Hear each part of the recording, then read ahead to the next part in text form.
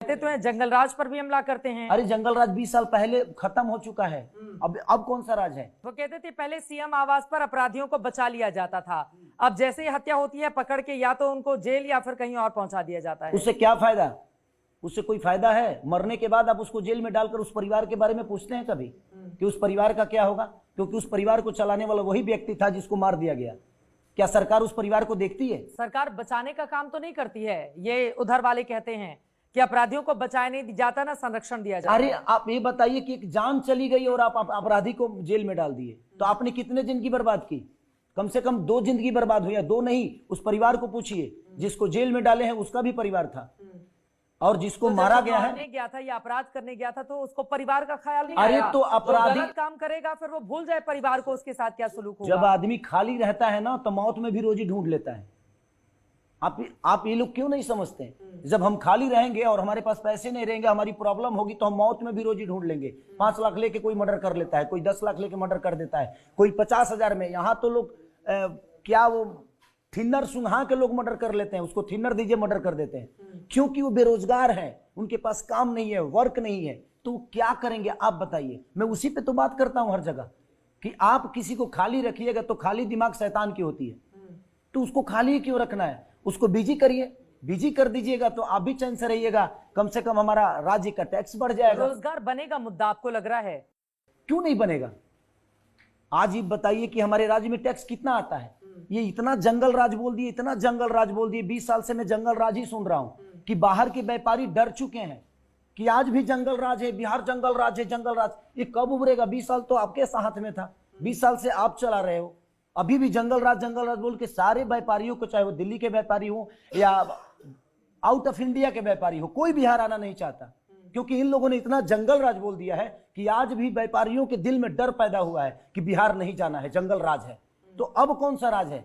अभी अडानी को जमीन दी गई तो उस पे हंगामा तो आप ही लोगों ने कर दिया ना कि 1 रुपए लीज पे अडानी को क्यों जमीन दे दी गई बिहार में? सब विषय मुझे पता नहीं है, क्योंकि मैं तो 1 घंटे में चुनाव लड़ने आ गया, 1 ही घंटे में आ जाऊं, और पता नहीं भगवान क्या चाहता है। मैं सच पूछे तो राजनेता और राजनीति दोनों से दूर रहता हूं, और मैं कभी नहीं चाहता था कि मैं चुनाव लड़ूं और मैं राजनेता बनूं या नेता बनूं, कुछ नहीं। मेरी संगीत अच्छी है, मैं कलाकार बेहतर हूं, मैं कलाकार बेहतर और बनना चाहता हूं, प्रयास कर रहा था, लेकिन ठीक है, पता नहीं भगवान क्या चाह रहे हैं मुझसे, और मुझे उन्होंने भेज दिया और मैं आ गया। तो अब तो युद्ध में उतर गए हैं ना? ये मेरे लिए युद्ध नहीं है, जिसको युद्ध समझना है वो युद्ध समझे। ये लोगों की व्यवस्था की लड़ाई है। ये मेरा रवि भैया का प्रॉब्लम नहीं है, मेरा और रवि भैया का होगा, उनको मेरी बात बुरी लगी, मैं कभी माफी मांग लूंगा, लेकिन उनको इस समाज से माफी मांगनी चाहिए जिनके लिए वो 15 साल से केंद्र में बैठे हैं। राम मंदिर को लेकर टिप्पणी करने की क्या जरूरत है? राम मंदिर अभी मैं रिसर्च कर रही थी आपको लेकर, तो मैंने देखा कि कोई राजा राम करके फिल्म भी आने वाली है, जिसमें आई है। हाँ, मेरी आई है फिल्म, आ गई फिल्म। इसमें कौन सा किरदार है आपका? राम बना हूं मैं। बताइए, राम का किरदार निभा रहे हैं, राजा राम फिल्म कर रहे हैं और राम जी के मंदिर को लेकर सवाल। तो यही तो मैं कह रहा हूं कि वो मुझे सनातनी मानने से इनकार कर रहे हैं, जबकि मैं राजा राम किया हूं। वो कभी राजा राम फिल्म नहीं किए हैं।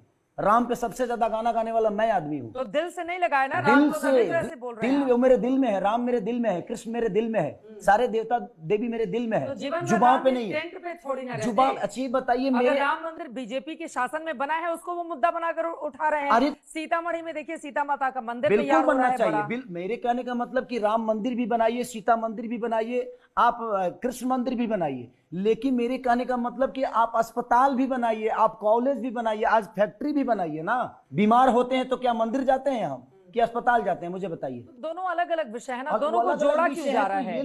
जब राम मंदिर नहीं था तब कौन सा अस्पताल यहाँ पर विपक्षी दलों की सरकार ने बनवा लिया? बनवा लेते, बड़ा बड़ा अस्पताल दिखा देते कि हमारे शासनकाल में देखिए कैसा अस्पताल बना। तब क्या हुआ? वो कह रहे हैं एम्स देने का काम हमने किया, बड़े बड़े अस्पताल देने का काम हमने किया, ये गिनाते हैं लोग एनडीए वाले। अच्छा ये बताइए, आज से 25 साल पहले का खेसारी हूं मैं अभी? नहीं ना, तो मैं 25 साल पहले की बात क्यों करूं? अभी जो समस्या है मैं उसकी बात